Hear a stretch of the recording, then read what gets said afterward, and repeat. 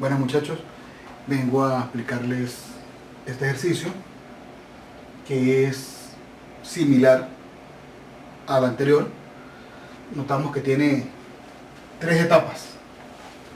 Una primera etapa con un amplificador diferencial, una segunda etapa con un Darlington y un seguidor. Básicamente es el mismo amplificador pasado, solo que tiene algunas mejoras para que su ganancia sea mayor. Vamos a notar las partes de polarización. Tenemos aquí una fuente de corriente formada por esta rama de referencia y estas ramas de salida, dos ramas de salida con una rama de referencia. Las ramas de salida son Widlar, ¿sí? Que polariza, la primera polariza el amplificador diferencial y la segunda polariza el Darlington. O sea que es un Darlington con una carga activa. El diferencial, formado por Q1 y Q2, tiene una carga activa. Esa carga es esta fuente de corriente. Contrario al problema pasado, que tenía dos resistencias RC. Ahora tenemos una carga activa, aquí arriba, formada por Q3 y Q4. En la salida tenemos un Darlington, pero que en el pasado teníamos conectados los dos colectores juntos. Aquí no, aquí este primer colector va a BCC, perdón, a BSUEE, y este segundo colector sí va conectado a la carga. Vamos a colocar aquí que se había olvidado BSUEE, voltaje de polarización negativo, y BSUCC, voltaje de polarización positivo. Continuamos. Como ustedes ven, no tiene números, por lo tanto vamos a dejarlo de forma literal. Entonces ya sabemos cómo se calcula una corriente para una fuente Widlar. En el ejercicio pasado escribimos la fórmula que me relaciona la salida con la entrada o la rama de referencia. Entonces, ya eso lo tenemos. Y sabemos que la corriente aquí se bifurca mitad hacia Q1 y mitad hacia Q2. Eso también lo sabemos. Aquí tenemos que esta fuente de corriente polariza a este transistor. Y luego automáticamente polarizamos al transistor número 7, que sería la tercera etapa. Entonces vamos a proceder con el análisis de la primera etapa, del amplificador diferencial.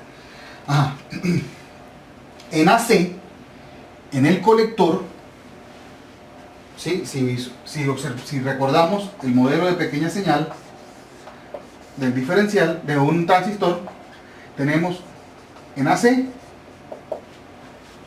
en el colector, G sub M, B sub pi. O sea que aquí tenemos una corriente que va bajando, se llama G sub M, B sub pi. ¿Sí? Pero ¿quién es B sub pi? B sub pi es el voltaje que está entre la base y el emisor. Ese es B sub pi, ¿cierto? Pero como esto es un circuito simétrico, este voltaje que está aquí es igual a este voltaje en modo diferencial, ¿no? Y este voltaje que está aquí, B sub de medios, es igual al B sub pi. Entonces yo puedo sustituir ese B sub pi por B sub de medios. Esa es la corriente que circula por este colector. Como bien sabemos, en el diferencial, esta corriente en AC es la misma corriente, porque esta corriente va así, va y viene, va y viene, es como un sub y baja. Si ustedes leen el libro Omar N. Horest, en el capítulo donde están amplificadores diferenciales, ellos asemejan el funcionamiento AC del amplificador diferencial como un sub y baja. Entonces en un momento, cuando la corriente está en el máximo punto en un transistor, en el otro transistor está en el más bajo. Entonces la corriente va y viene, va y viene. Entonces, en este momento donde la corriente es mínima hacia abajo, aquí la corriente es máxima, del mismo valor, G sub M, B sub de medios. Como esto es una fuente de corriente, esta es la rama de referencia, la rama que tiene el corto. Si ustedes observan, siempre la que tiene el corto es la rama de referencia. Entonces, la corriente de referencia es G sub M, B sub de medios. Esa corriente, por ser esto un espejo, se refleja en este lado y me sale una corriente igual, G sub M, B sub de medios.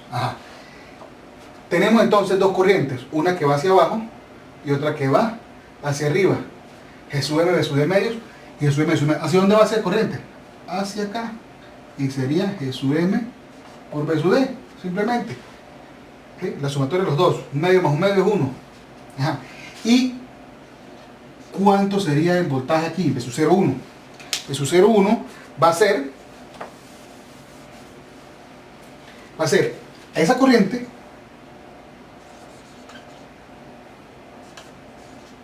por la resistencia que se ve en este punto. ¿Qué resistencia se ve en ese punto? Se ve la que se ve hacia acá, hacia arriba, más la que se ve hacia abajo. Bueno, total que sería la resistencia de salida 1. En paralelo con la resistencia de entrada 2, que sería la resistencia hacia adelante. Tendremos entonces, voy a borrar aquí este beso 0,1, y voy a decir, tenemos una corriente hacia acá, que sería RIN 2, y tenemos otra resistencia hacia acá, que sería RAUT 1. Esa va a ser la resistencia vista en este punto, en B sub 0,1, en ese punto. Entonces tenemos ahí, prácticamente tenemos la ganancia de la primera etapa. La ganancia de la primera etapa sería B sub 0,1 sobre B sub D. B sub D es el voltaje diferencial entre las dos etapas, entre las dos entradas, es igual a G sub M por RAUT 1 en paralelo con RIN 2.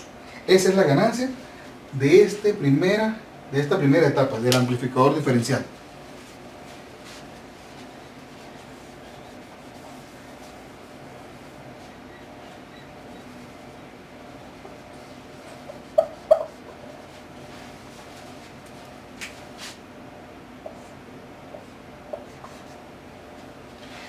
Si ustedes observan, tenemos un paralelo, el paralelo de la resistencia de salida y la resistencia de entrada. Ahí estamos incluyendo ya el factor de carga. Tenemos la ganancia con el factor de carga. Ahora pasamos a la siguiente etapa. La siguiente etapa es el Darlington, pero está un poco diferente al que tenemos analizado en el libro, en la guía. Entonces no nos queda más sino que hacer el modelo de pequeña señal para poder hacer la fórmula. Entonces vamos a hacer el modelo de pequeña señal de Q5 y Q6. Tenemos la resistencia de base, la fuente, el colector. Este colector primero está tirado a tierra, a veces C, pero en la C es tierra. Luego la base, perdón, el emisor está conectado con la base del segundo, o sea que aquí viene la resistencia de base del segundo transistor. Y viene el colector. El colector está aquí, y en ese colector tenemos vista una resistencia hacia abajo y vista una resistencia hacia acá.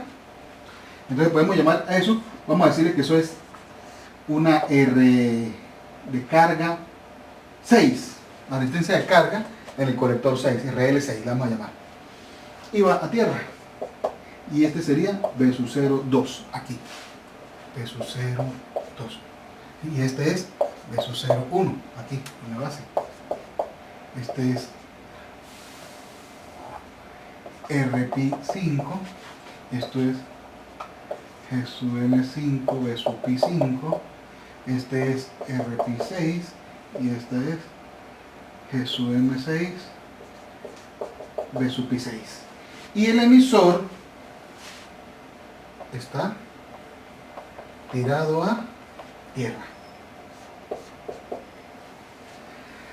Por ahí en el libro, en la guía, tenemos entonces unas relaciones determinadas para el Darlington, que son las siguientes.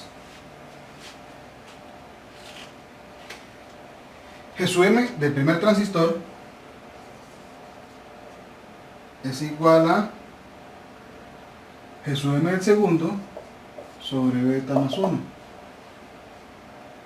El RP del primero es igual al RP del segundo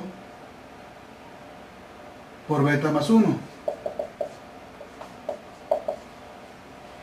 Y los B sub P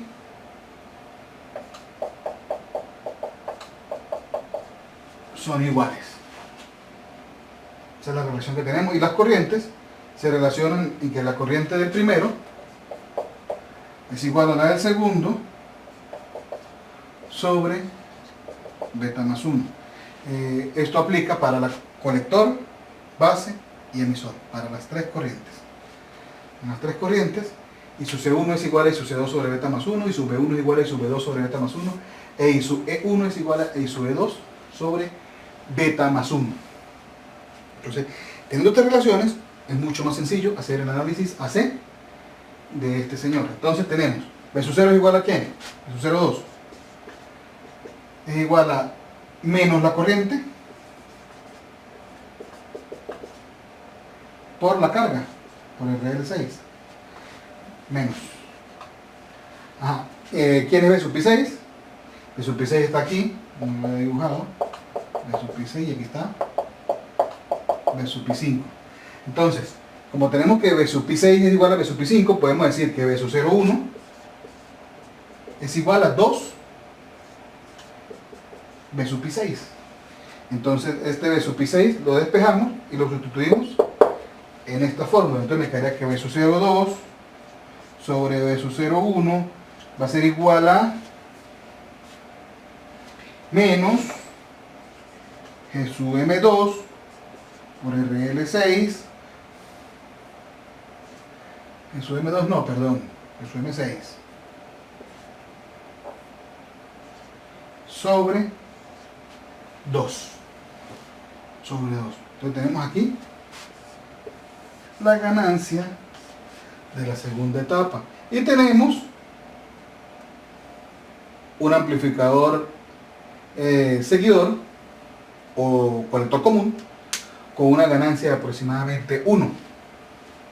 Por lo tanto, la ganancia total del amplificador sería la multiplicación de esta ganancia con esta ganancia. Entonces, ya es cuestión simplemente de tener los valores para calcular. Ya esa es lo de menos. Eso lo pueden hacer ustedes por su cuenta. Noten ustedes algo aquí en la parte cuando vayan a calcular DC, que tiene un detallito. B sub 0,2 en DC. ¿Cómo se calcularía este voltaje en DC? A ver, tenemos esta corriente. Tenemos esta corriente, pero yo tengo esta corriente. ¿Cómo calculo este voltaje? No tengo ninguna resistencia donde yo calcular una corriente. Si no, yo sé cuánto es este voltaje. No, usted no sabe cuánto es este voltaje, porque si no sabe cómo calcular este, no puede determinar este. A menos de que sea un diseño y usted diga, bueno, yo voy a partir de que aquí hay 0. Entonces, si aquí hay 0, usted sabe cuánto voltaje hay aquí, porque es un diseño, usted sabe qué voltaje va a colocar en B sub EE. Y calcula a una corriente que usted quiera. Y calcula el R4. Y con ese voltaje, tiene este voltaje. Y luego de ahí empieza a diseñar. Pero, esto es un análisis. Entonces, es bastante complicado, porque no se puede hacer. Entonces, ¿qué es lo que podemos tener? Normalmente, las fuentes de corriente son pequeñas, tienen valores pequeños de corriente, 0,4 miliamperios, 1 miliamperio. Entonces, estas resistencias son pequeñitas. Estas resistencias generalmente son a veces menores a 100 ohmios. En el problema pasado, recuerdan que era 59 ohmios. Entonces, si tenemos 59 ohmios multiplicado por 1 miliamperio, ¿cuánto me da eso en voltaje? 59 milivoltios. O sea, es un voltaje muy pequeño en relación con el voltaje de polarización. Vamos a suponer que así tengamos 15 y menos 15. Tenemos 30 voltios. 30 voltios. O sea, 30.000 milivoltios. Y aquí se nos caen 59 milivoltios. O sea que esto es despreciable. Este voltaje es despreciable con respecto al voltaje de polarización. Entonces me quedan dos transistores, Q11 y Q6. Q11 y Q6. Ellos normalmente consumen el mismo voltaje colector emisor. El voltaje colector emisor en este transistor es igual al voltaje colector de este transistor. Por lo tanto, en este punto hay aproximadamente 0 voltios en DC. Aproximadamente. La única forma de calcularlo exactamente es simulando. No hay manera de calcularlo a mano porque no tenemos ninguna resistencia donde haya caída de voltaje. Sabemos que nos da aproximadamente 0 voltios por el análisis que acabamos de hacer. Pero la única manera de verdad de determinarlo es haciendo una simulación de este circuito. Entonces, ya vieron más o menos cómo se desarrolla este tipo de ejercicios. Si ustedes observan, si yo tengo una configuración que no conozco, porque no tengo en el libro, porque no tengo en la guía, entonces, ¿qué debe hacer usted? Modelo de pequeña señal. Y fue muy sencillo, determinamos la ganancia, ¿sí? En este, pues sí era un análisis un poco más complicado, o sea, había que pensarlo más.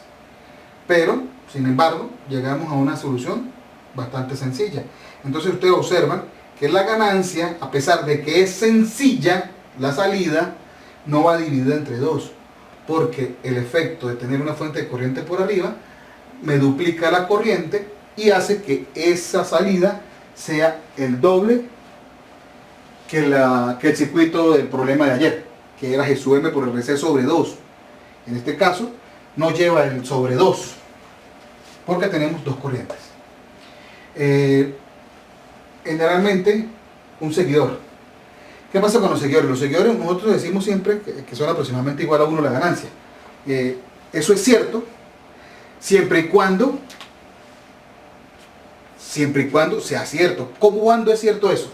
Eso es cierto, aquí lo podemos mirar en la fórmula, en la ganancia. La ganancia de un seguidor es la siguiente: a sub B de un seguidor es igual a ¿quién? A beta más 1 por RE sobre RPi más beta más 1 por RE. Si beta más 1 por RE es mucho mayor que RPi, este RPi se puede despreciar y observen este que se da con este y me queda aproximadamente 1. Ahí es cuando eso es verdad. Cuando esto, beta más 1 por RE, es mucho mayor que RPi.